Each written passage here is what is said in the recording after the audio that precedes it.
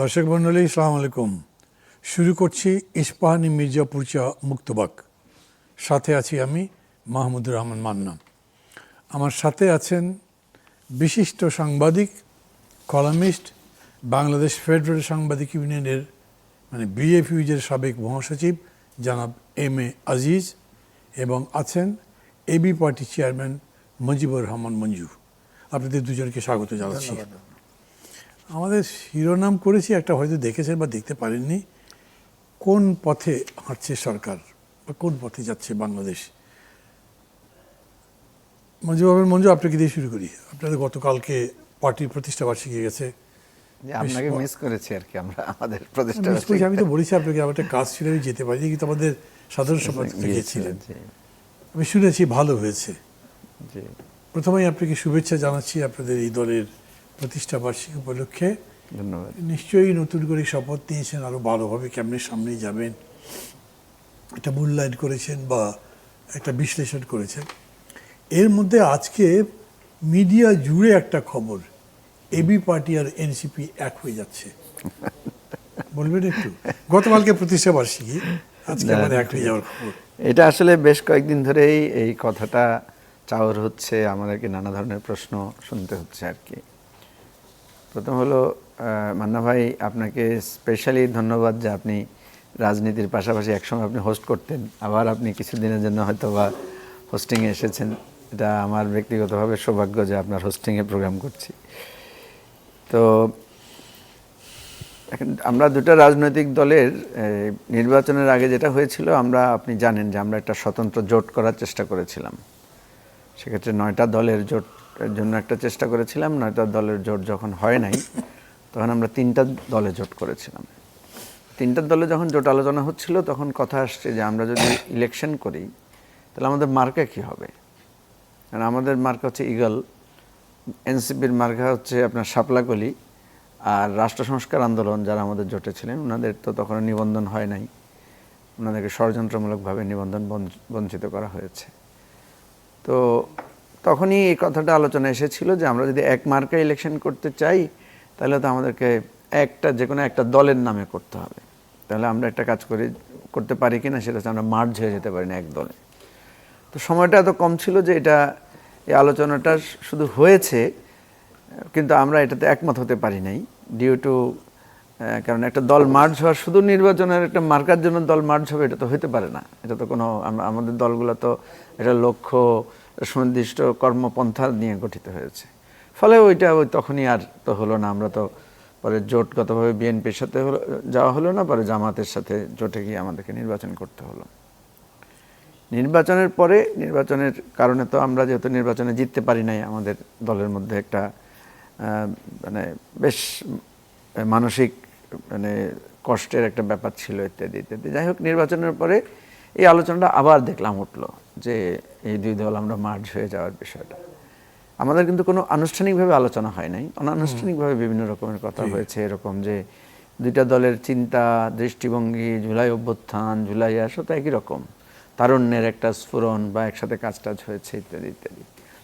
তো আমরা যেটা দেখেছি যে এটা এখন পর্যন্ত, আমরা যেটা বলি আর কি, যেটা এখন পর্যন্ত এক ধরনের গুঞ্জন, কিন্তু আনুষ্ঠানিকভাবে আমাদের এই মার্জ হওয়া নিয়ে আমরা এখন আলোচনা করি নাই। তবে আমাদের দলের একটা সুবিধা যেটা হয়েছে, আমরা তো আপনি জানেন যে আমরা গঠনতান্ত্রিকভাবে কাউন্সিল করেছি, দলের বিভিন্ন পর্ষদ তৈরি হয়েছে, একটা নিয়মতান্ত্রিকতা আছে। প্রায় আপনার 45টার মতো জেলায় আমাদের কমিটি আছে, তারপরে প্রায় 150 উপজেলায় আমাদের কমিটি করা হয়েছে। তো এগুলো এক ধরনের সাংগঠনিক পদ্ধতির মধ্যে আমরা ঢুকেছি। এনসিপির জায়গাটা যেটা হয়েছে, তাদের কিন্তু এখনও গঠনতান্ত্রিকভাবে তাদের রাজনৈতিক জায়গাটা শুরু হয় নাই, এখনও তাদের কাউন্সিল হয় নাই। তারপরে বিভিন্নভাবে কমিটিগুলো দেখা যাচ্ছে অনেক বড় কমিটি, কালকেও কেউ জয়েন করে দেখা যাচ্ছে সে যুগ্ম আহ্বায়ক বা যুগ্ম সদস্য সচিব এ ধরনের করা হচ্ছে, এখন আহ্বায়ক কমিটি নিয়ে চলছে। তো এই কারণে আমার কাছে মনে হয় না যে এরকম একটা পরিস্থিতিতে দুইটা দলের মার্জ হওয়ার বিষয়টা খুব ম্যাচিউরড আলোচনাটা এখন করা যাবে। ফলে এটা আমি এখনো মনে করি যে এটার কোনো আনুষ্ঠানিক আলোচনা না, এটা অনানুষ্ঠানিক এক ধরনের আলোচনা হচ্ছে। এটা হতেও পারে, আবার না হওয়ার সম্ভাবনা আছে, এরকম আর কি বিষয়টা। আবার না হওয়ার সম্ভাবনার কথা বলছেন, কারণ এই মুহূর্তে হচ্ছে যে এরকম আমরা মনে করছি না, আমি অন্তত না, আপনার কথা থেকে মনে হয় না। তাই ধারণা করলাম।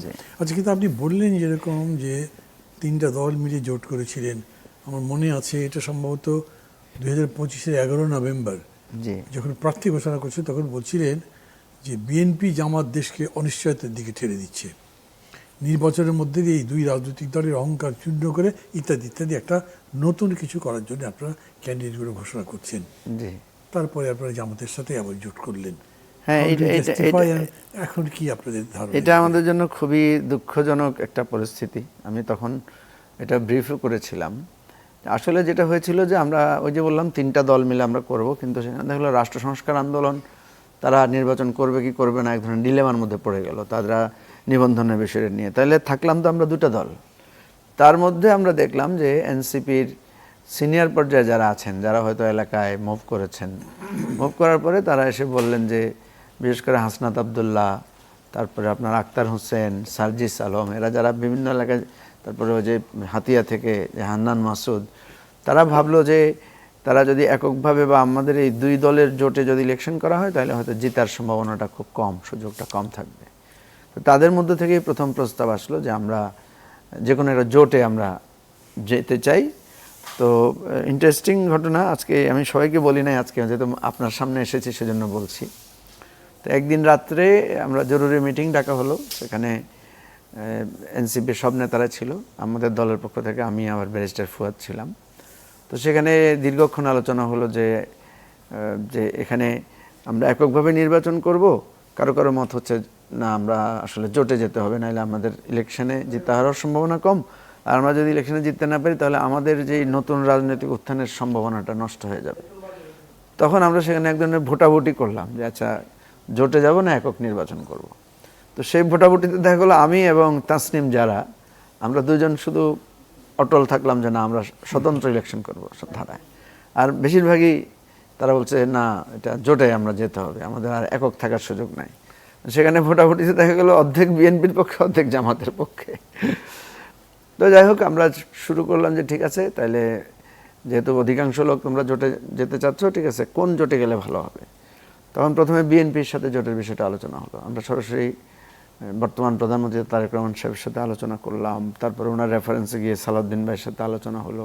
তো আমাদের কাছে মনে হলো যে বিএনপির যে নির্বাচনী বা বিএনপির যে দৃষ্টিভঙ্গি, এটা অ্যাকচুয়ালি আমাদের মানে জুলাই সনদ বাস্তবায়ন, গণতন্ত্রায়ন, রাষ্ট্রের এই সমস্ত জায়গায় কমিটমেন্টের জায়গাটা খুব দুর্বল, এবং বিএনপিকে এজ ইট ইজ মনে হলো যে তারা আসলে ক্ষমতায় গেলে ওই তাদের মানে একদলীয় চিন্তাটাই সেখানে প্রাধান্য পাবে। এটা মনে হয়েছে আপনাদের? না, আগেও মনে হয়েছে, ওই যে আপনার মানে তখন মনে হয়েছে যখন কথা বলছেন তখন মনে হয়েছে যে না বিএনপি ওখান থেকে মানে সরবে না, বা বিএনপির জায়গাটা কম। আর সম্ভবত এনসিপির সাথে বিএনপির আলাপে সিটের পরের দিন যে আলোচনাটা করেছেন নাকি একসাথে? না, প্রথম যখন আমরা তারেক রহমানের সাথে কথা বলেছি তখন একসাথে কথা বলেছি আমরা, আর যখন সালাউদ্দিন সাহেবের সাথে পরবর্তী আলোচনাটা হচ্ছে সেখানে এনসিপি আলাদা করে আলোচনা করেছে। তো সেখান থেকেই দেখা গেছে যে এনসিপির একটা কনক্লুশন ড্র হলো যে বিএনপির কাছ থেকে এ ধরনের কমিটমেন্টগুলোর ব্যাপারে কোনো স্পষ্ট অবস্থান নাই, বিশেষ করে জুলাই সনদের ব্যাপারে, এবং তারা যেই নোট অফ ডিসেন্ট দিয়েছে সেগুলোর ব্যাপারে তারা অনড়। আর আসন ছাড়াছাড়ি নির্বাচনী সমঝোতার জায়গাটাতেও এনসিপি মনে করেছে যে তাদের চাইতে জামাতের সাথে তাদের আন্ডারস্ট্যান্ডিংটা বেটার হয়েছে। তো তারা আমাদেরকে জানালো যে আমরা জামাতের সাথে এলাই করতে চাই, আপনাদের মতামত কি। তো আমরা তারপরের দিন আমাদের মিটিং ডাকলাম। তো আমরা দেখলাম যে তাহলে তো আমরা আর জোট থাকছে না, আমরা একা হয়ে যাচ্ছি।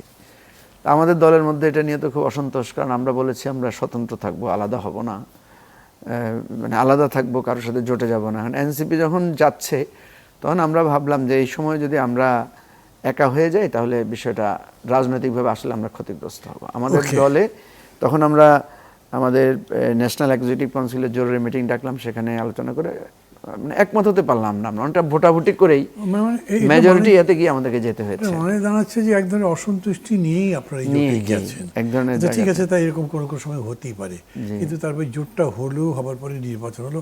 খুব সংক্ষেপে বলবেন কারণ আমার তো আরো অনেকগুলো কথা আছে। এরপরে যে নির্বাচনের পরে আপনার কি মনে হচ্ছে এই জোটে যাবার পরে এনসিপি তো বেনিফিটেড হয়েছে, তারা বেশ কয়েকটা আসনে জিতেছে, আপনাদের কি ফিলিং, আপনাদের কি লাভ হয়েছে? হ্যাঁ, আমাদের পর্যালোচনা দেখা গেছে যে এই জোট আমাদের খুব বেশি লাভ হয় নাই। যেটা প্র্যাকটিক্যাল লাভ হয়েছে, ধরেন আমরা মাত্র 3টা আসনে জোটবদ্ধ ইলেকশন করেছি। এই 3টা আসনে আমরা যদি একক ইলেকশন করতাম আমরা হয়তো অনেক কম ভোট পেতাম। জোটবদ্ধ ইলেকশন করাতে আমরা ভোটের জায়গায় অনেক বেশি ভোট পেয়েছি, অর্থাৎ আমাদের পাওয়ার জায়গাটার চাইতে। কিন্তু নির্বাচিত আমরা হতে পারি না, কারণ জোটবদ্ধ জায়গায় যে বেনিফিটটা এটা আমরা মানে অপেক্ষাকৃত কম পেয়েছি। এবং যেমন আমি আমার আসনে প্রায় 80,000-এর উপরে ভোট পেয়েছি, আমাদের সেক্রেটারি পেয়েছে প্রায় 70-এর কাছাকাছি, আমাদের আরেকজন প্রার্থী ছিলেন উনি পেয়েছেন প্রায় 50,000-এর কাছাকাছি এরকম। তো বেনিফিটটা এনসিপি বেশি পেয়েছে ডিউ টু আসন ভাগাভাগির জায়গাটা থেকেও এই ধরনের একটা বেনিফিটেড হওয়ার সুযোগ ছিল। যাই হোক, আমার কাছে যেটা মনে হয়েছে আমরা শুধু ভোট বেশি পেয়েছি এতটুকু, কিন্তু আমাদের রাজনৈতিক যে বয়ান, আমরা যে স্বতন্ত্র থাকার যে জায়গাটা থেকে আমরা ক্ষতিগ্রস্ত হয়েছি, এবং এটা আমাদের আরো সামনে ভাবতে হবে এটা নিয়ে আমরা কি করতে পারি। জনাব এম এ আজিজ, আপনার কাছে আসি।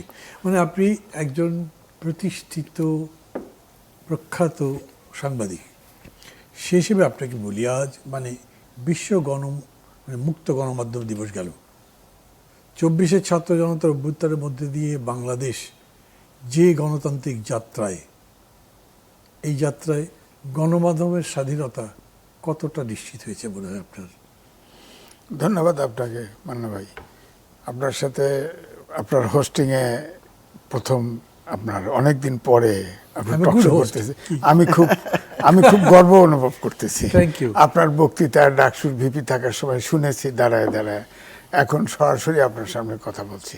তো যাই হোক, আমার অভিজ্ঞতা বলে যে দেশ স্বাধীন হওয়ার পর থেকে কোনোদিনই সংবাদপত্র স্বাধীনতার, গণমাধ্যম স্বাধীনতার মুখ দেখে নাই। এখনো আপনি দেখেন কতগুলো আইনের দ্বারা, আমাদের সংবিধানের 39 অনুচ্ছেদে সেখানে কিন্তু বলা আছে যে মত প্রকাশের বাক ব্যক্তি স্বাধীনতা দেওয়া আছে, আবার গণমাধ্যমের স্বাধীনতার কথা বলা আছে, কিন্তু অনেকগুলো শর্ত দেওয়া আছে, শর্ত সাপেক্ষে স্বাধীনতা দেওয়া আছে। এখন শর্ত যেগুলো আছে তার ভিতরে আর এর বাইরে আইনও আছে। ধরেন সম্প্রতি যেটা ডিজিটাল নিরাপত্তা আইন ছিল, তারপরে সাইবার সিকিউরিটি অ্যাক্ট করা হয়েছে, এটা এখন ওর ভিতরে একটা ধারা আছে। আওয়ামী লীগের সময়ে এই মাস মিডিয়া, বিশেষ করে ইউটিউব, ফেসবুক ইত্যাদি ইত্যাদিকে অফিস করার জন্য একটা প্রচেষ্টা হয়েছিল। সেখানে এই সাইবার সিকিউরিটি, তখন ডিজিটাল নিরাপত্তা আইন ছিল, তার একটা ধারা ছিল যে একজন এসআই যদি মনে করে যে কোনো মিডিয়ায় কোনো রাষ্ট্রদ্রোহের কাজ হচ্ছে, তাহলে সেখানে তাদেরকে গ্রেপ্তার করতে পারবে, তাদের ইনস্ট্রুমেন্ট যত আছে সব করতে পারবে, অ্যাটাচ করতে পারবে। এবং সেটা কিন্তু আমার দেশে এই ঘটনাটা ঘটেছিল। হ্যাঁ, এরপরে দেখেন এখনো আইন আছে অফিসিয়াল সেক্রেসি অ্যাক্ট। এখন সাংবাদিকদের সামনে যদি অফিসিয়াল সেক্রেসি অ্যাক্ট থাকে, কোনটা আমি প্রকাশ করব, কোনটা আমি প্রকাশ করব না, কোনটা অফিসিয়াল সেক্রেসি, এটা তো বলা মুশকিল। আমার তো মূল সংবিধানে, প্রথম সংবিধান 72 সংবিধানে কিন্তু বলা আছে, শর্তও বলা আছে যে আমরা কোনো রাষ্ট্রের সাথে আমাদের রাষ্ট্রের সম্পর্ক ব্যাঘাত ঘটে এমন কিছু করব না। এখন ধরেন এই যে আমেরিকার সাথে যে চুক্তিটা হলো, এই চুক্তিটা তো আমি তো একভাবে দেখেছি, আমি তো ওয়েবসাইটে ডাউনলোড করে লিখেছিও, তা আমি এটা কথা বলতে পারবো না। এখন যদি এর জন্য যদি আমেরিকার সাথে বাংলাদেশের সম্পর্ক খারাপ হয়, আমার লেখার কারণে কথা বলবো, পরে বলবেন, আবার বলেন। হ্যাঁ, তো এক, দুই হচ্ছে আপনি এখনো আইন আছে, আপনি যদি পোস্ট অফিসে গিয়ে কোনো এনভেলপ যদি আপনি পোস্ট করেন, তাহলেও কিন্তু সেই এনভেলপ খুলে দেখার আইন আছে, আপনার সেক্রেসি থাকলো না। দ্বিতীয়ত ধরেন প্রথম দিকে, একদম প্রথম দিকে প্রিন্টিং অ্যান্ড পাবলিকেশন অ্যাক্ট ছিল, তারপরে তো ধরেন ডিজিটাল নিরাপত্তা আইন, অর্থাৎ আইনের বেড়াজাল আছেই। তো এরপরে আপনি দেখেন, আমি যখন অবজারভারে আমার ক্যারিয়ার শুরু, তখন হামিদুল হক চৌধুরীকে আমি পেয়েছি। হামিদুল হক চৌধুরী তখন তো সারা বিশ্বে ফরেন মিনিস্টার পাকিস্তানের, সারা বিশ্বে ঘুরে বেরিয়েছে আমাদের দেশের স্বাধীনতার বিরুদ্ধে, কিন্তু সে মৃত্যুর আগ পর্যন্ত কিন্তু স্বাধীনতা বিশ্বাস করেন নাই। কিন্তু তিনি একদিনও কোনো নিউজের ব্যাপারে ইন্টারফেয়ার করেন নাই, এবং বাংলাদেশ অবজারভার স্বাধীনতার পক্ষে ছিল। এরপরে আমি ডেইলি স্টারে গেছি, এস.এম. আলী এডিটর, কিন্তু আমি লতিফুর রহমান মালিক, তার চেহারা 8 বছর ছিলাম, আমি তার চেহারা দেখে নেই। অর্থাৎ এডিটর ছিল সর্বেসর্বা। এর পরে গেছিলাম টেলিগ্রাফে, মান্নান টেলিগ্রাফে আপনার তখন এই ইনকলাব ভবন নেওয়ার সমস্যা এরশাদের সময়, তখন মৌলানা মান্নানকে রাজাকার, খুনি ইত্যাদি করে বলে, ইনকলাবের ফার্স্ট পেজে ছাপা হয়, আর একটা তার পক্ষে ছাপা হয়। বলেন এই মালিক এখন পাবেন? এখন যত মিডিয়া দেখেন, সব মিডিয়া তার হয় রাজনৈতিক উদ্দেশ্যে অথবা তার বিজনেস পাহারা দেওয়া, অর্থাৎ একটা গণমাধ্যমের যে আদর্শ দেশ এবং জনগণের স্বার্থে, গণতন্ত্রের স্বার্থে কাজ করবে, সেই জায়গায় নাই। ইউনিয়ন পলিটিক্যাল, আপনি কিন্তু কথা বলছেন যেরকম, তাতে বলছে প্রধানত মালিকদের কারণে এটা হচ্ছে না, বাণিজ্য প্রধানত মালিকদের কারণে এটা হচ্ছে না, তাই বলতে না, তা না, আরো আছে কথা। সেগুলো ধরেন ইউনিয়ন পলিটিক্যালি ডিভাইডেড, আপনার আদর্শ থাকতে পারে। আপনি দেখেন তো প্রেস ক্লাবে, আমাদের জাতীয় প্রেস ক্লাবে কয়েকটা ছেলে এসে লিস্ট দিয়ে গেছে, এরা ফেসিবাদের দোসর, মেম্বারশিপ চলে গেছে। এরপরে প্রায় 260 জন সাংবাদিক সারা দেশে গ্রেপ্তার আছে। ফৌজদারি অপরাধ যদি করে কোন সাংবাদিক, তার বিচার হবে। গ্রেপ্তার করছে কোন সরকার? হ্যাঁ, অন্তর্বর্তী সরকার। অন্তর্বর্তী সরকার গ্রেপ্তার। ওই সময় এই সরকার ছেড়ে দিচ্ছে না কেন? এটা তো আমার প্রশ্ন, যে ফৌজদারি অপরাধ যদি করে তাদের বিচার হোক, তাদের মৃত্যুদণ্ড হোক, ফাঁসি হোক, জেল হোক, কোনো সমস্যা নেই। সরকারের কোনো ভূমিকা আছে এখানে? না, সরকার গণমাধ্যমের মুক্ত গণমাধ্যম যে আমরা চাইছি, সেই ব্যাপারে সরকারের কোনো পদক্ষেপে কোনো সমস্যা? 2 জন সাংবাদিক আপনার বেল পেয়েছে, এবং সেখানে আমরা শুনেছি যে তথ্যমন্ত্রী একজনের ব্যাপারে মুভ করেছে, আনিস আলমগীর, তার হয়েছে। আর পান্না নর্মালি বেল হয়ে বেরোইছে 2 জন, এছাড়া তো কেউ বেরোয় নেই, বেরোচ্ছে না। বেরোবে না কেন? তাহলে দেশে আইনের শাসন কি? অভ্যুত্থান হলো, সেখানে গণতন্ত্র, ফ্যাসিবাদী বিলোপ চাইছে, তো সেখানে গণতন্ত্র, আইনের শাসন, সুশাসন চাই। তাহলে আমরা তো আইনের শাসনটা চাই। আপনার সাবজেক্ট হচ্ছে দেশ কোন পথে চলছে, দেশ কি তাহলে গণতন্ত্রের পথে চলছে? এটাই আমার প্রশ্ন, যে এখন পথে হাঁটছে সরকার। হ্যাঁ, সরকার একই কথাই। কথা একই, একই। এখন ব্যাপারটা হলো যে আগে আমি রেফারেন্স দিলাম, আমার ব্যক্তিগত রেফারেন্স এই জন্যেই যে আসলে গণমাধ্যমের স্বাধীনতা যদি পেতে চাই, তাহলে প্রথমে সরকার, দ্বিতীয় মালিক, সাংবাদিক এবং এই সেক্টরে যারা আছে, আমরা হলাম মানে সাহায্যকারী। আমরা বলবো আমরা, কারণ এখন দেখেন মালিক সম্পাদক হয়, মালিক নিয়োগ দেয়, মালিক চাকরি খায়, মালিক প্রমোশন দেয়।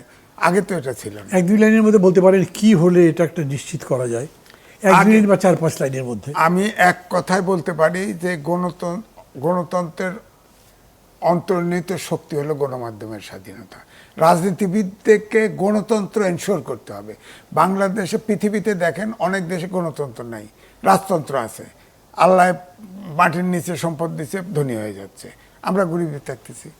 কিন্তু আমাদের তো দেখেন অনেক সূচকে আমরা গিয়েছি, কিন্তু গণতান্ত্রিক সূচকে কিন্তু আমরা আমাদের তো জমির উপরে সম্পদ দিচ্ছে এত মানুষ। না, যাই থাকুক, এত মানুষ হলে তো মানুষের শিক্ষা নেই। ওটা লিখছে আজকে, আমি দিব একটা পত্রিকায়, যে আপনার যেখানে ডক্টর মোহাম্মদ ইউনূস নেপালে ছাত্র আন্দোলন করেছে না, নির্বাচন দিচ্ছে, 6 মাস পরে রুলিং পার্টি আউট, তরুণরা ক্ষমতায় চলে আসছে। আপনার যদি ধরেন 6 মাসের ভিতরে নির্বাচন দিয়ে দিত, তাহলে কিন্তু আওয়ামী লীগ হেট্রেড, তখন যে হেট্রেড ছিল খুব একদম, কিন্তু পলিটিক্যালি তারা আউট হয়ে যেত। এখন তো আওয়ামী লীগ সেই অবস্থায় নাই। এটা তো ভুল সিদ্ধান্ত, কারণ ডক্টর মোহাম্মদ ইউনূস সরকার থাকতে চেয়েছে, সেটা তো বলেছে, সচিব বলেছে তো, ডিপ স্টেট তাদেরকে 2019 সাল পর্যন্ত থাকতে বলছে, আওয়ামী লীগ সে সময় পর্যন্ত। কয়েকদিন আগে আপনি বলেছেন আওয়ামী লীগকে মোকাবেলা করবার সময় পার হয়ে গেছে বিএনপির জন্য। না, এখন তো বিএনপির জন্য না, মানে বিএনপি আর পারবে না, তাদের টাইম ওভার। এটা একটা ফটোকাট করছে, অর্থাৎ অগ্রপস্থাতে বক্তব্য নেই, অগ্রপস্থাকে আমি বলছি যে মানে এই লাইনটা কি আপনি বলেছিলেন অগ্রপশ্চাৎ তো থাকতেই পারে, তাই চলছে এখন দেশে। হ্যাঁ, আমি অগ্রপ্রস্তাব বলছি, আমি নেপালের রেফারেন্স দিয়ে আমি বলছি, এখন আওয়ামী লীগ যে জায়গায় চলে গেছে এবং যে একটা ওপেন এন্ডেড আইন এই সংসদে পাশ করেছে, আপনি খেয়াল করে দেখেন যে আপনার আওয়ামী লীগকে নিষিদ্ধ রেখে সন্ত্রাসবিরোধী আইন করেছে।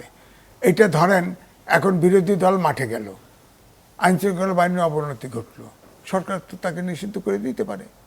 আবার ধরেন 5 বছর 10 বছর পরে বা জামাতি ক্ষমতা আসলো, 11 দলই ক্ষমতা আসলো, বিএনপিকে নিষিদ্ধ করতে পারে।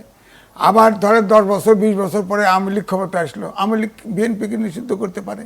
এ ধরনের আইন তো একটা গণতান্ত্রিক দেশে হয় না। একটা রাজনৈতিক দল রাজনীতি দিয়ে মোকাবেলা করতে হবে। সেখানে তো আইন করে নিষিদ্ধ করার যে পার্মানেন্ট বিধান চাললো, দেখেন 1974 সালে স্পেশাল পাওয়ার অ্যাক্ট এখনো বলবৎ। 5ই আগস্টের পরে মোস্তাক যখন ক্ষমতা নেয়, তখন যত জেলখানা গেছে 80% লোক 74 সালের স্পেশাল পাওয়ার অ্যাক্টের অধীনে আওয়ামী লীগের লোক জেলে গেছে। তো এই আইনটা যে করা হলো, এই আইনটা তো সব রাজনৈতিক দলের উপরে খরচ। জি, এটা তো গণতন্ত্রের পথ চলার জন্য তো এই আইন করা ঠিক হয় নাই।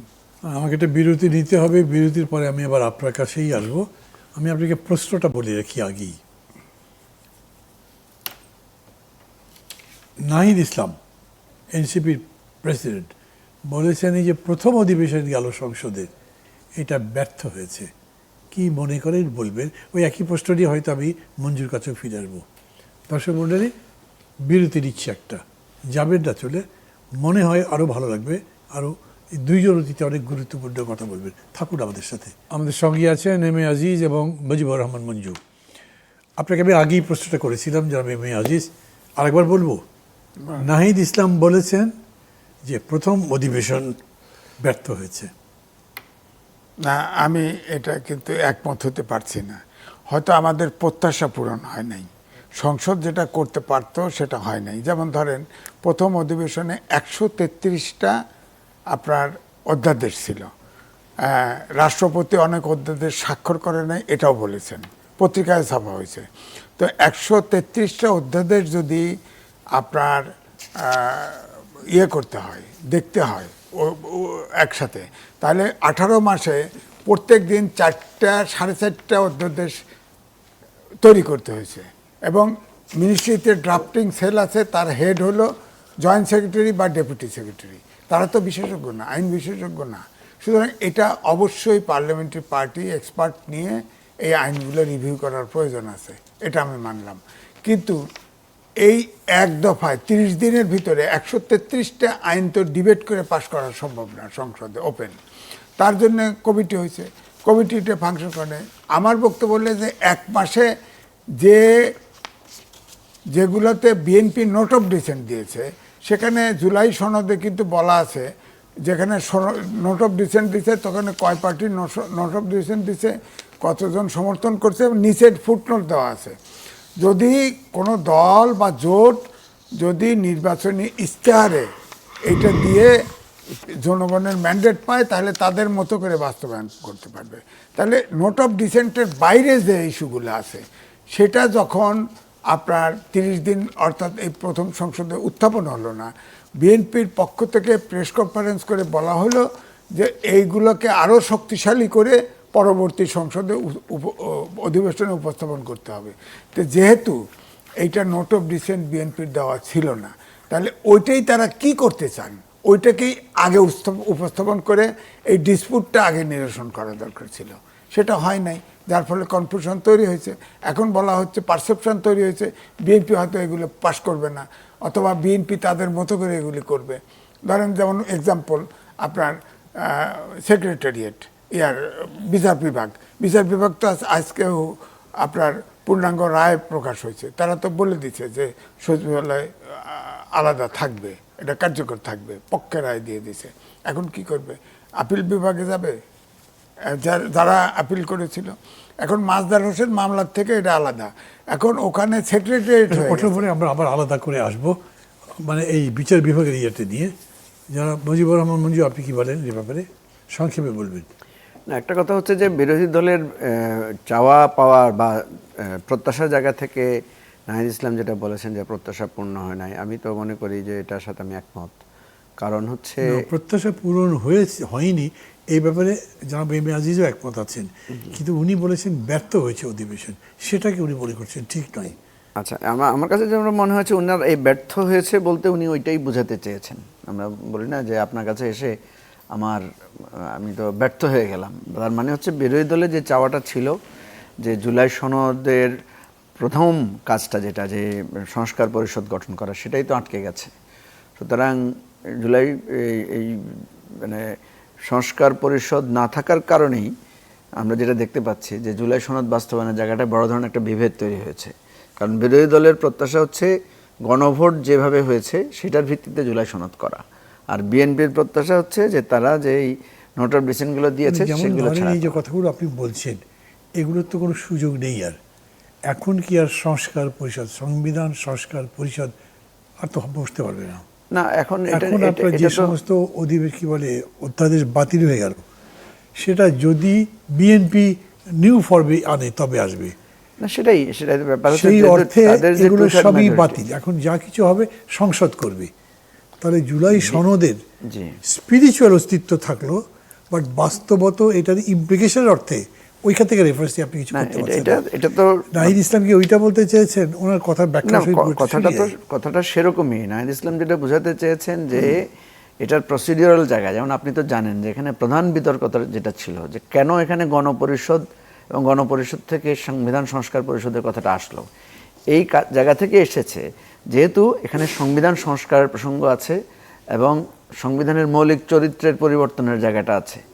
কিন্তু বিএনপি এখন যখন বলছে যে সংস্কার নয়, তারা সংশোধন চায়, বা আমরা যেই বিতর্কটা সেখানে হয়েছিল যে পার্লামেন্ট অ্যামেন্ড করতে পারে কিন্তু রিফর্ম করতে পারে না। রিফর্ম করতে পারার জন্য দুটো অপশন, একটা হচ্ছে গণপরিষদ বা সংস্কার পরিষদ, যেটাকে আমরা গণপরিষদ নামের কিছুটা পরিবর্তন করে সংস্কার পরিষদ দিয়েছিলাম, যে এই পার্লামেন্টকে একই সাথে দুইটা চরিত্র দেওয়া যায় কিনা। একই সাথে সে গণপরিষদ হিসাবে ফাংশন করবে, যেটা 72 সালের সংবিধানের সময় তৎকালীন গণপরিষদ করেছিল, আর একই সাথে সে পরবর্তীতে সে এজ ইট ইজ সংসদ হিসাবে সে তার কাজ চালিয়ে যাবে।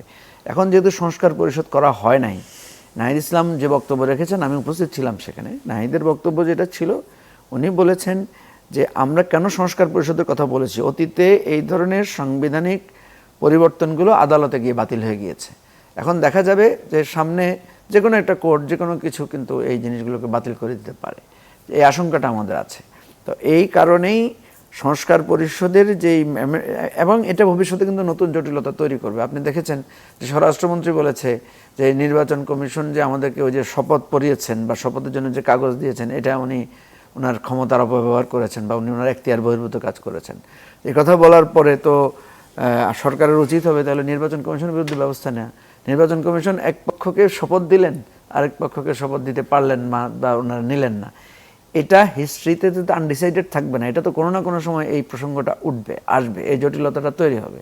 এবং এটা বিএনপি বুঝে হোক বা না বুঝে হোক, বা আমরা সংস্কার কমিশনে যেটা সবসময়, ঐকমত্য কমিশনে যেটা সবসময় দেখেছি যে বিএনপি যে কথাটার উপরে জোর দিয়েছে যে অ্যামেন্ডমেন্ট বলেন, সংস্কার বলেন, যে কোনো কিছু পার্লামেন্টই করবে, এটার মধ্যে তারা এখনো স্থির আছে।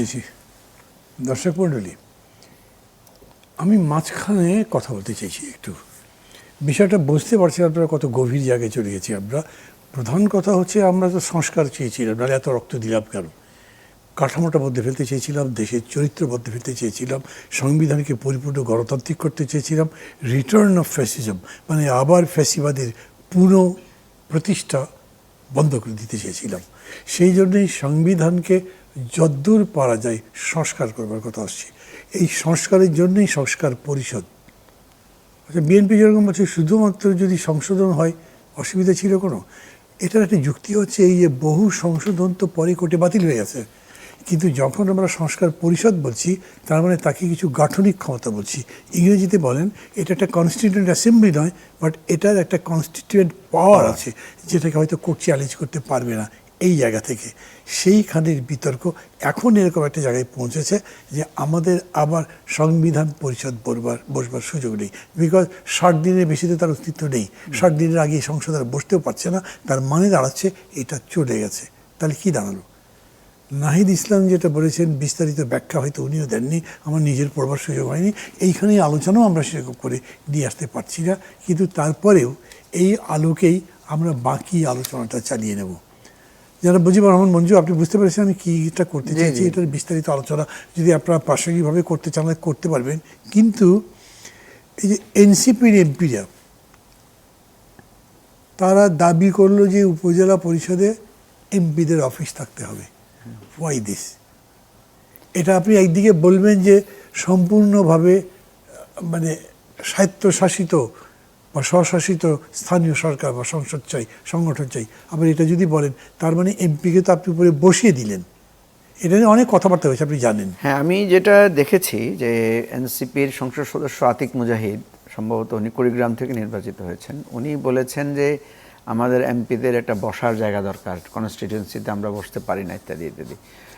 আমি সোফার আমি যদি ভুল না করি, আমার মনে হয় না যে উনি উপজেলা পরিষদে বসার ব্যবস্থার কথা বলেছেন। উপজেলা পরিষদে বসার ব্যবস্থাটা কিন্তু সরকারের জনপ্রশাসন আপনার ওই যে এলজিআরডির যে স্টেট মিনিস্টার আছেন, উনি এটা বলেছেন যে আমরা উপজেলা অফিসে একটা অফিস দেব। দুর্ভাগ্যের ব্যাপার হচ্ছে যে বিরোধী দল থেকে এটার বিরোধিতা করা হয় নাই, যে আমরা উপজেলা অফিসে না, আমরা অন্য যে কোনো জায়গায় চাই। এখন প্রশ্ন হচ্ছে দুটো। একটা হচ্ছে, আমি কিন্তু এটাকে অপোজ করেছিলাম যে আমাদের এমপিদের যে কোনো স্বীকৃত অফিস নাই, এটা তো আমরা সবাই জানি, এবং জানার ক্ষেত্রেও আমরা জামাতের নির্বাচনী ইশতেহার বলেন, বিএনপির নির্বাচনী ইশতেহার বলেন, কোথাও আমরা দেখি নাই যে ওনারা ওনাদের অফিসের জন্য জায়গা চেয়েছেন বা ওনারা ক্ষমতায় আসলে এমপিদের জন্য স্বতন্ত্র অফিস করবেন সে ধরনের কথা বলেছেন, বা ওনারা সরকারি সাপোর্টের গাড়ি দরকার সে ধরনের কথা বলেছেন। বরং ওনারা বলেছেন যে আমাদের যে দুইটা প্রিভিলেজ দেওয়া হয়, যে আপনার প্লট নেওয়ার একটা প্রিভিলেজ, আর একটা হচ্ছে যে শুল্কমুক্ত গাড়ি কেনার একটা প্রিভিলেজ, এই দুইটা ওনারা করবেন না। প্রথমে জামাত বলেছে বিরোধী দল আকারে, পরে বিএনপিও এটাকে অ্যাকসেপ্ট করে নিয়েছে বা বিএনপিও এটা আলাদা করে ডিক্লেয়ার করেছে।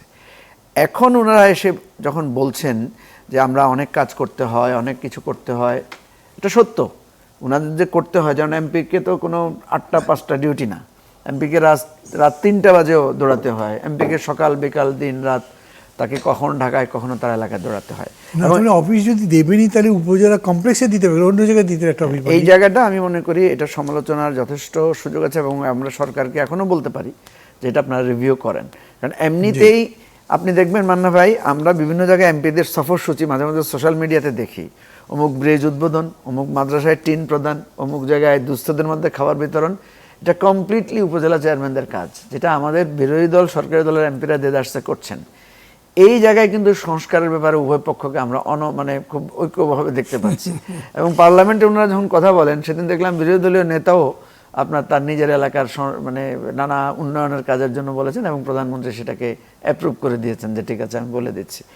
এইটা আমাদের রিফর্মের জায়গায় একটা প্রধান বাধা, এবং আমরা আসলে যে রিফর্মটা করতে পারি নাই, বিএনপিকে আমরা এটা বোঝানোর চেষ্টা করেছি যে আপনারা ইলেকশন পাবেন বা ইলেকশন আমরা সবাই মিলে করবো, কিন্তু আমরা একটা পরিবর্তনের জায়গায় থাকি। বিএনপি কেন ইলেকশনের ব্যাপারে তাড়াহুড়া করেছে এখন আমরা সেটা বুঝতে পারছি। কারণ ইলেকশনের যেই প্রসেসটা আমাদের সমাজে প্রচলিত আছে, এটার বেনিফিটটা বিএনপির পক্ষে যায়। কারণ আপনি দেখেন এই যে ঋণ খেলাপিরা ইলেকশন করলো, আপনি দেখেন দ্বৈত নাগরিকরা ঠিকই তারা আইনের মারপ্যাচে ইলেকশন করে ফেলতে পারলো, এবং প্র্যাকটিক্যাল জায়গায় মানা হয় আপনিও ইলেকশন করেছেন, আমরা ইলেকশন প্রথমবারের মতো করেছি, আমরা দেখেছি টাকা বেচা কেনায় ভোট এবারও হয়েছে। কেন্দ্রে দামি এজেন্ট দেয়া, প্রশাসনকে প্রভাব বিস্তার করা, কেন্দ্রের বাইরে বিরোধী পক্ষকে ভয়ভীতি দেখানো, পুরোদমে এবার কাজ করেছে।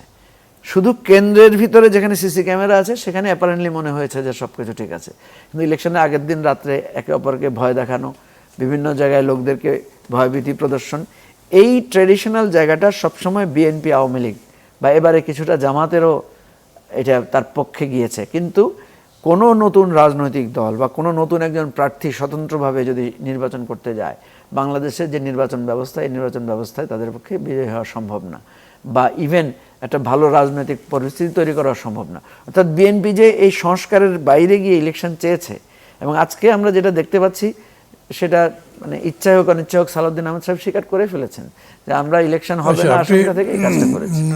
লম্বা কথা বলে ফেলেছেন, ঠিক বলেছেন, কিন্তু এটার উপরে কন্টিনিউ করতে গেলে আরো বড় হবে। আর একটা প্রশ্নের সাথে সাথে করে ফেলি, আপনারা যে ধরেন জোটের যে জুলাই সনদে খুব কথা বলছেন, বিএনপি বলছে জুলাই সনদ অক্ষরে অক্ষরে পালন করবে, কিন্তু তারা ম্যান্ডেট পেয়েছে। জুলাই সনদের নোটে বলা আছে, একটু আগে যেটা যারা আজিজ বলছিলেন, যারা ম্যান্ডেট পাবে তারা তাদের মতো করে বাস্তবায়ন করতে পারবে সনদ। জুলাই সনদে এই নোটটা কখন যুক্ত হলো সেটা আপনারা জানতেন নাকি জানতেন না? তখন কি করেছেন, বলেননি কেন? না, কিন্তু সংক্ষেপে বলবেন, আমাদের কিন্তু সবাই এটা আমি আপনাকে বলি, জুলাই সনদের এটা যখন ওনারা ওখানে বলেছেন, হ্যাঁ, পরে যখন জুলাই সনদ লেখা হয়েছে সেখানে এই লেখাগুলো ছিল না। পরে আমি যতটুকু জানি সালাউদ্দিন আহমেদ সাহেব নিজেই বসে সেখানে এই কারেকশন করে ওনারা এটাকে যুক্ত করেছেন। আদার দেন ওনারা বলেছেন ওনারা স্বাক্ষর করবেন না। এখন প্রশ্ন হচ্ছে এখানে যে বিতর্কটা এখন তৈরি হয়েছে যে স্বাক্ষরের জায়গায় এটা লেখা আছে, আমি যদি এটা বুঝিয়ে থাকি যে এটা হচ্ছে একটা একটা মাইনসে মান্না ভাই যখন একটা সিদ্ধান্ত লেখা হয় সেখানে কিন্তু আপনার কে নোট অফ ডিসেন্ট দিয়েছে, কে আপত্তি জানিয়েছে, এগুলো লেখা থাকে, কিন্তু ডিসিশনটা তো হয় মেজরিটির সিদ্ধান্তে। এখানে জুলাই সনদের প্রত্যেকটা মেজরিটি ডিসিশন হচ্ছে আমাদের পুরো সনদের মধ্যে, আপনি যদি মেজরিটি ডিসিশন আকারে দেখেন তাহলে এটা রাইটলি সবটা, আর কারো যদি দ্বিমত থাকে সেটা আলাদা জিনিস। এখন একটা হচ্ছে জুলাই সনদ স্বাক্ষরের জায়গা, এটা যদি জুলাই সনদ আকারে থাকে, গণভোটটা যদি সেখানে না থাকে, তাইলে বিএনপির এই যুক্তিটা কারেক্ট। কিন্তু যখন একটা আলাদা গণভোট নেওয়া হয়েছে এবং সেই গণভোটে আলাদা করে জুলাই সনদের যে সমস্ত নোট অফ ডিসেন্টে বিএনপি দিয়েছে সেগুলোর ব্যাপারে বলা আছে, আপনি দেখবেন, আপনি নিশ্চয়ই দেখেছেন, সেটা হচ্ছে গণভোটের যেই মানে ব্যালট, সেখানে বলা আছে যে আপনি এই আপার হাউসে অর্থাৎ উচ্চকক্ষে সংখ্যানুপাতের ভিত্তিতে এইভাবে আপনি এটাকে আচ্ছা, আপনি অনেক আর হোয়াইট করে ফেলছেন, সেটা আমরা যদি পারি তাহলে পরে। সুতরাং আমার কথা হচ্ছে যে গণভোট কোন দল কি বলেছে, কোন দল কি আপনার নোট অফ ডিসেন্ট দিয়েছে, যখন গণভোট হয়ে যায় তখন এটা আর আমার প্রশ্নের উত্তরটা হলো না। যখন নোটটা যুক্ত হলো আপনারা তো জানতেন, এখন আপনারা অপোজ করছেন, কিন্তু 3 মাস সময় পেয়েছেন না। না, আমরা কিন্তু এটা নিয়ে কোনো যুক্তিতর্ক করছি না। জুলাই সনদে ওনারা যে নোট অফ ডিসেন্ট সহ স্বাক্ষর করেছেন এটা নিয়ে আমাদের কোনো আপত্তি নাই। এটা তো একটা নোট অফ ডিসেন্ট নিয়ে না, যখন বলা হচ্ছে যে জুলাই সনদে যারা ম্যান্ডেট পাবে তারা তাদের মতো করে সনদটা বাস্তবায়ন করবে, এটা তো 3 মাস আগে দেখেছে, ভোটের 3 মাস না, আগে। এটা তো মান্না ভাই ওই প্রোগ্রামগুলোতে এটা ওনারা বলেছেন, সালাউদ্দিন সাহেব ক্লিয়ারলি বলেছেন। না, লিখিতই আছে, যাতে সই করেছেন আপনারা, হতে পারে দেখে সই করে, যেমন আমিও তো সই করেছি, কিন্তু আমি খেয়ালই করি নাই ওটা। না, আমরা সই করেছি, কিন্তু আমার কথা হচ্ছে যে এইটা মাইনস আকারে কারেক্ট, দলিল আকারে স্বাক্ষরে ঠিক আছে, অসুবিধা নেই, কিন্তু যখন এখানে একটা আলাদাভাবে একটা মানে আপনার গণভোট হয়েছে তখন এইটা আর সেখানে আপনার কাছে আছে। জি, থ্যাংক ইউ। আপনার কাছে আসি, চট্টগ্রামে জলাবদ্ধতা, ঢাকায় জলাবদ্ধতা, সব জায়গায় আছে। এটার আমি পরে আলাদা অনুষ্ঠান করে একটা চিন্তা করছি, দেখি করতে পারি কিনা।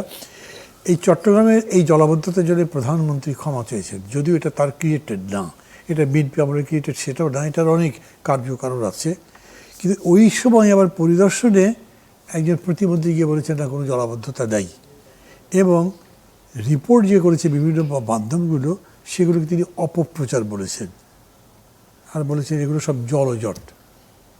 জলাবদ্ধতার জলজটের মধ্যে পার্থক্য কী? প্রধানমন্ত্রী এই ব্যাপারে কিছু করেছেন বলে আমরা জানি না, মানে কি বিষয়টা কি হলো তাহলে? আমি সবই কিন্তু সংক্ষেপ করে প্রধানমন্ত্রী যেটা দায় নিয়েছে বলবো, এটা তার সরলতার থেকে নিয়েছে। আসলে প্রধানমন্ত্রী তো সব কাজ করে না, কিন্তু তার মন্ত্রী যে কথা বলেছে পার্লামেন্টারি ডেমোক্রেসিতে এটা প্রধানমন্ত্রীর ঘাড়ে বর্তায়, কারণ তার মন্ত্রী বলেছে, স্বীকার বলেছে। এখন আমার কাছে মানাবাই সবসময় মনে হয় একটা বিরাট বাজেট থাকে এবং ওইখানে খাল দিয়ে পানি বের করার জন্য এই ফান্ড উধাও হয়ে যায়, তো এটা কখনো পারে না। আর ওখানে আপনি দেখেন তো যত সার্ভিস সেক্টর আছে সব একসাথে কাজ করে না, একজন করে যায়, আরেকজন করে, আরেকজন করে যায়। আমি আশ্চর্য হই চিটাগাঙে কি করে এইভাবে জলাবদ্ধ, যেখানে সমুদ্র রয়ে গেছে পাশে, ড্রেন একবারে বাজেট করে যদি নামায় দেয় সমুদ্রে তাহলে কিন্তু জলবদ্ধতা কেটে যায়, কিন্তু এটা করে না। সব সময় দেখা যায় বিরাট একটা বাজেট এবং এই সরু চ্যানেলগুলো ভর্তি হয়ে যায় এবং মুখগুলো বন্ধ করে যে বাদ দিয়ে দিয়েছেন সেগুলোর কি হবে, কি হবে? সমুদ্রের পথে বাদ দিয়ে দিলে, সমুদ্রে যাওয়ার পথেই তো বন্ধ করে দিয়েছেন। মানে এই আলোচনা করতে গেলে ওইটা একটা আলাদা সাবজেক্টই করা যাবে। আমি আপনাকে ওই জিনিসটা বলতে বলেছিলাম যে এটা কীরকম হয় যে প্রধানমন্ত্রী ক্ষমা চাইলেন, স্টেট মিনিস্টার গিয়ে বলছে যে অপপ্রচার। আচ্ছা, এটার দিকে দাঁড়িয়ে আর আমি আপনাকে পরে আর একটা প্রশ্ন করি। জ্বালানি সংকটের কারণে, মানে জ্বালানি সংকট মানে ক্রুড অয়েল বা এই ফর্মে ইস্টার্ন রিফাইনারি বন্ধ হয়ে গেল, বিদ্যুৎ কেন্দ্রগুলো বন্ধ হয়ে যাচ্ছে, কারখানা বন্ধ হচ্ছে, সার কারখানা, ব্যাংক থেকে রেকর্ড পরিমাণ ঋণ নিয়েছে গভর্নমেন্ট, ব্যাংকিং সেক্টরের অবস্থা তো এখন পর্যন্ত বেশ খারাপ। তার উপরে সংসদ এবার ব্যাংক রেজলিউশন অধ্যাদেশ এমনভাবে পাশ হয়েছে, সেটা মনে হচ্ছে যে এটা পুরনো ব্যাংকগুলো যেগুলো লুটপাট করে ধ্বংস হয়েছে, সেই লুটপাটকারীদের হাতে তুলে দেওয়া হচ্ছে। কোন দিকে যাচ্ছে অর্থনীতি? তাহলে এর সাথে আমি আপনাকে আরও একটা মিলে প্রশ্ন করতে পারি, তাহলে হয়তো আপনার জবাব দিতে সুবিধা হবে। সেটা হচ্ছে, গভর্নমেন্ট একটার পর একটা কার্ড দেওয়ার ঘোষণা করছে, আবার গত 2 মাসে প্রায় 73,000 কোটি টাকার মধ্যে ব্যাংক লোন নিয়েছে, টাকা ছেপেছেও। IMF অলরেডি বলেছে তোমরা এই যে কার্ডের টাকাগুলো দিবে, এটা পাবে কোথায়? তোমাদের তো কোনো বাজেটারি প্রভিশন নাই। $300 কোটি গভর্নমেন্ট ঋণ সাহায্য চলছে, ওদিকে এই পরিস্থিতি। সব মিলে অর্থনৈতিক পরিস্থিতির উপরে কি বলবেন? অর্থনৈতিক পরিস্থিতি খুবই খারাপ, তবে সংকট হবে না, দেশ দেউলিয়া হতে পারে। জি, কিন্তু দেশ দেউলিয়া হবে, তেল পাবেন, সবই পাবেন। কারণ আমেরিকার সাথে যে চুক্তি হয়েছে, সব চুক্তি তারা দিবে, 4 গুণ 3 গুণ বেশি পয়সা নেবেন আপনি। লোন ইউনিট সরকার আপনার 24 লাখ কোটি টাকা ঋণ রেখে গেছে। আপনার সামনে বাজেট কমপক্ষে 8 থেকে 9 লাখ কোটি টাকার হবে। এখন সরকার IMF ওয়ার্ল্ড ব্যাংক সব জায়গায় ঘুরপাক করতে টাকা আনার জন্য। IMF লোন দিবে তো আপনি ভালোই জানেন যে সব ভর্তুকি উঠে দিতে বলবে প্রথম। আমাদের অনুন্নত আমাদের ভর্তুকি লাগবে। যেমন ধরেন আপনি যেটা বললেন কার্ড, আমি বলি যে নির্বাচনী ইশতেহারে তাদের ছিল, এটা আমি মানি। কিন্তু এটা তো যেহেতু জ্বালানি সংকট ছিল এবং আছে, তো সুতরাং এটা তো একটা প্রায়োরিটি লিস্ট করতে হতো। যেমন ধরেন করোনাকালে কৃষি সেক্টর আমাদের বাঁচিয়ে রেখেছিল, সেখানে আপনি কৃষিতে 25 টাকা করে 15 টাকা করে বাড়িয়ে দিছে দাম, তো লিটারে 15 টাকা। তো কৃষিকে আপনি ভর্তুকি দিতে হবে তো। এমনিতেও এখন তো সব পণ্যের দাম, নিত্য পণ্যের দাম বেড়ে গেছে, সবই বেড়ে গেছে, সব কিছু বেড়ে গেছে।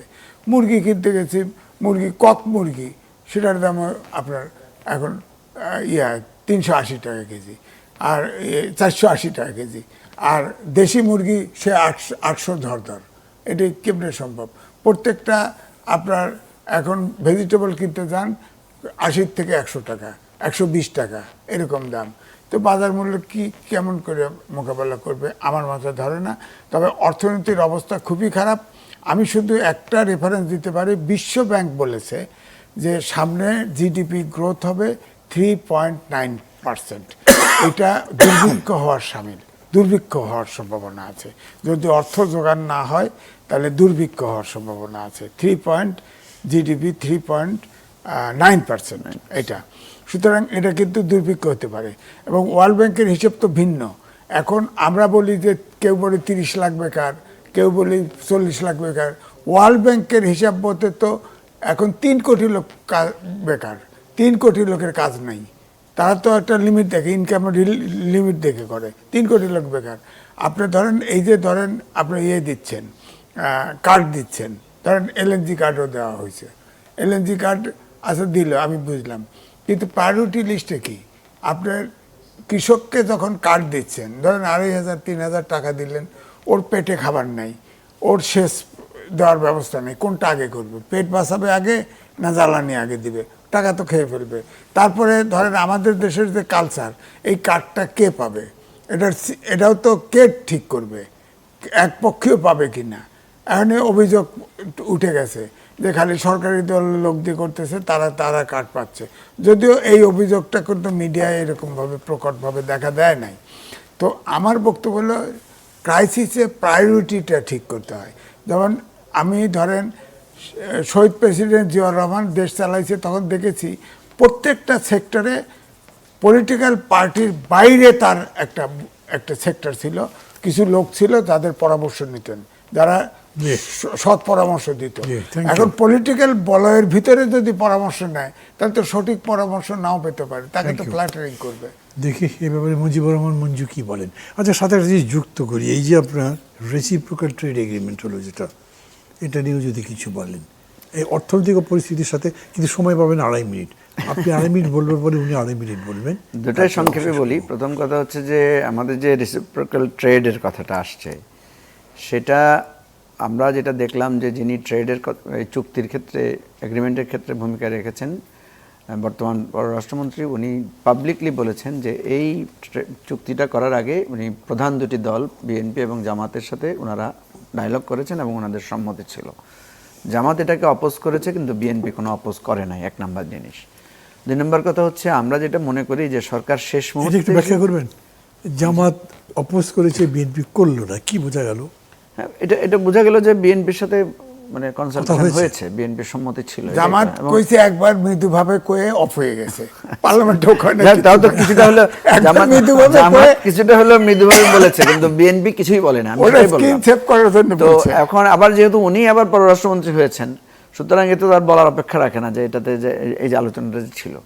দ্বিতীয় হচ্ছে আমরা যেটা মনে করি যে যেটা পাবলিকলি চাউর যে খুব তাড়াহুড়া করে লাস্ট মুহূর্তে করেছেন, একটা চুক্তি 3 দিন এত বড় আগে। একটা জিনিস, এটা চুক্তি স্বাক্ষর হয়েছে 3 দিন আগে, কিন্তু চুক্তি তো আর ওই 3 দিনে স্বাক্ষর হয় না। চুক্তির আলোচনা তো process- মেয়াদি ধরে চলছিল। চুক্তির অনেক প্রসেস, এগুলো আমরা জানি, সবকিছু এখানে ব্যাখ্যা করার দরকার না। একটা চুক্তি হওয়ার আগে পররাষ্ট্র মন্ত্রণালয় আরো অনেক এবং ফাইনালি আসলে এটা মানে ক্যাবিনেটে এটা পাস হতে হয়।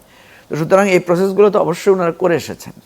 এখন প্রশ্ন হচ্ছে আমাদের যে 20% শুল্কের জায়গা থেকে ওনারা ডায়লগ করে 19% নামিয়ে এনেছেন, সরি।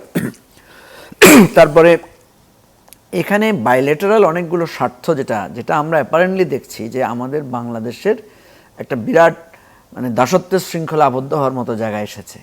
এখন আমি রমিন ফারহানা যে কথাটা পার্লামেন্টে বলেছেন যে এটা পার্লামেন্টে রিভিউ করা হোক, আলোচনা করা হোক। অদ্ভুত ঘটনা হচ্ছে আমরা সবসময় বিএনপির লোকদেরকে দেখছি এই চুক্তির ব্যাপারে তারা খুব মানে ক্রিটিক্যালি তারা এটাকে করছেন, কিন্তু তারা পার্লামেন্টে এটা নিয়ে আলোচনাও তুলছেন না। এবং এই চুক্তিতে কিন্তু সম্ভবত এটা 2 মাসের মধ্যে বাতিলের একটা ক্লজও আছে। সুতরাং এই পার্লামেন্টে এটা তোলা উচিত, বাতিল হোক বা না হোক। আমি মনে করি এর প্রত্যেকটা ইস্যু নিয়ে এই পার্লামেন্টে আলোচনা হওয়া উচিত, আমি এটার আলোচনার পক্ষে। দ্বিতীয়, আপনি যে কথাটা বলেছেন অর্থনৈতিক সংকটের ব্যাপারে, আমি আইজ ভাইয়ের সাথে একমত যে আজকে আমি একটা আলোচনায় এই এনসিপির যেই কনভেনশন ছিল সেখানে আমি বলেছি পৃথিবীতে যতগুলো পপুলার সরকার মানে ইনক্লুডিং হিটলার থেকে শুরু করে এবং বিভিন্ন জায়গায় আমরা দেখেছি যে নির্বাচিত সরকার কিভাবে অটোক্রেটিক হয়ে যায়। হিটলারকে নিয়ে একটা গবেষণা হয়েছিল এবং সেই গবেষণায় বলেছিল তৎকালীন যে অর্থনৈতিক মন্দা এবং সংকট সেটা মোকাবেলা করতে না পারার কারণে হিটলার অজনপ্রিয় হয়ে যাচ্ছিল, এবং এটার কারণেই সে আস্তে আস্তে মানে স্বেচ্ছাচারী হয়ে ওঠে এবং জনমত মানে তার ক্রিটিক্যাল অ্যানালাইসিস সে অ্যাকসেপ্ট করতে পারছিল এবং সে আস্তে আস্তে মানে স্বৈরাচারী হয়ে যায়। ফলে আমরা যেটা দেখছি, উনি তো বললেন দুর্ভিক্ষ, উনি তো বলছেন অর্থনৈতিক সংকট, আমি দেখি যে এই অর্থনৈতিক সংকট মোকাবেলা করতে না পারলে সরকার কিন্তু আসলে স্বৈরাচারী হয়ে উঠবে এবং সেটাই আমাদের জন্য বিপজ্জনক। জি, জনাব এম এ আজিজ। এবং আজিজ ভাই গুমও হয়ে যেতে পারেন, জেলও যেতে পারেন।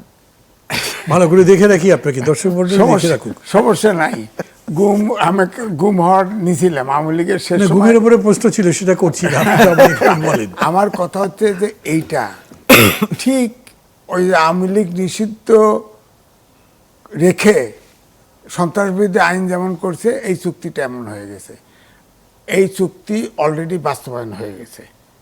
আমরা 14টা বোয়িং কিনে ফেলছি না আমেরিকার থেকে, ওটা তো ফ্রান্স থেকে আসার কথা ছিল। ওটা চুক্তিতে আছে যে আমেরিকার থেকে নিতে হবে, ফ্রান্স থেকে নেওয়া যাবে না। এবং কোথাও আমেরিকা যে নিষেধাজ্ঞা দিবে বা যেখানে যা করবে সেই সুরেই সেইভাবেই বাংলাদেশকে কাজ করতে হবে, এবং চীন থেকে কোনো সুবিধা নেওয়া যাবে না। হ্যাঁ, চীন থেকে যে তুলা নেয় আমরা নেওয়া যাবে না।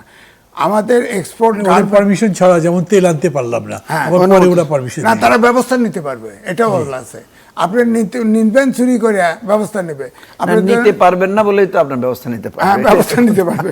আপনার রাশিয়ার থেকে ভারত হয়ে তেল আনবে, সেখানে আমেরিকার অনুমতি লাগে, অনুমতি দিলে পাবেন, না হলে পাবেন না, সোজা কথা। তো এরকম। তারপর সবচেয়ে বড় কথা ধরেন ডক্টর জাফরুল্লাহ, 1 মিনিট, জাফরুল্লাহ সময় একটা ওষুধ দিতে হয়েছিল। ওখানে আছে না যে আপনার সব জায়গায় আপনার আছে না, মেধাসত্ব আছে না, ওটা তুলে দিছে। ওটা এখন ট্যাক্স দিতে হবে, হয় ওষুধ 4 গুণ দাম দিয়ে কিনে নেবেন বাংলাদেশে, আর এই ওষুধ ফ্যাক্টরি অনেক বন্ধ হবে, আর বিদেশে কোনো বাংলাদেশের ওষুধ যাবে না। জি, ধন্যবাদ জনাব এম এ আজিজ। ধন্যবাদ জনাব মুজিবুর রহমান মঞ্জু। মানে আরও কিছু আলোচনা করার তো ছিল, কোনো আলোচনাই যেন শেষই হইল না। শেষ এই মানে টক শোগুলো কিছু ছোটো গল্পের মতো লাগে। দর্শক মণ্ডলী, শেষ করব, কিন্তু আলোচনা শুনে আমি গতদিনই একটা কথা বলেছিলাম, এরকম আজকে বলি। হতাশ হচ্ছেন কি? আমাদের লক্ষ্যটা কিন্তু এই যে আমাদের ভেতরে যে প্রশ্নগুলো তৈরি হয়, সেই প্রশ্নগুলোর যৌক্তিকতা অথবা সেই যুক্তিহীনতা, পক্ষের যুক্তি বা বিপক্ষের যুক্তি, এগুলোর মধ্যে যে পরস্পরের মধ্যে একটা মিথস্ক্রিয়া, একটা অ্যাকোমোডেশন, একটা ডিসকোর্স, এটা করতে হবে। গণতন্ত্রে এটা দরকার। এখন আবারও সংস্কার পরিপূর্ণ বাস্তবায়ন হওয়ার গ্যারান্টি কি আছে? কীরকম করে? নাকি একেবারে নষ্ট হয়ে গেছে? আবার কি ফ্যাসিবাদী চলে আসতে পারে বিএনপি? নাকি না, তারা এই এত সংশয়ের পরেও গণতন্ত্রের পথেই পা বাড়াতে পারবে? আমরা তো চাই দেশটা গণতন্ত্রের পথে হাঁটুক, আমরা চাই দেশে গণতন্ত্র গড়ে উঠুক, আমরা চাই এতগুলো মানুষ যে জীবন দিয়েছে তাদের জীবনদান, তাদের ত্যাগ, রক্তদান বৃথা না যাক। আর সেজন্যেই এই আলোচনাগুলো। আমি মনে করি এই আলোচনায় আপনারাও অংশ নিন। আমাদের এখানে ফোনও আছে, আমরা আজকেই চালু করিনি, কিন্তু চালু করব। আমরা আপনাদেরও মতামত চাইব, অথবা এমনিতেও আপনারা মতামত আলাদা করেও দিতে পারেন, যেগুলো নিয়ে আমি ওনাদের সঙ্গে যারা আসবেন গেস্ট, তাদের সাথে প্রশ্নে কথা বলতে পারি। সমগ্র দেশবাসীর মতের ভিত্তিতে কথাবার্তা বলে আমরা যাতে অনুষ্ঠানটাকে আরও সমৃদ্ধ করতে পারি, দেশকেও অন্তত চিন্তার দিক থেকে, দর্শনগত দিক থেকে কিছুটা এগিয়ে দিতে পারি। সবার সহযোগিতা চাই। ভালো থাকবেন সবাই। খোদা হাফেজ। আজকের মতো শেষ করছি।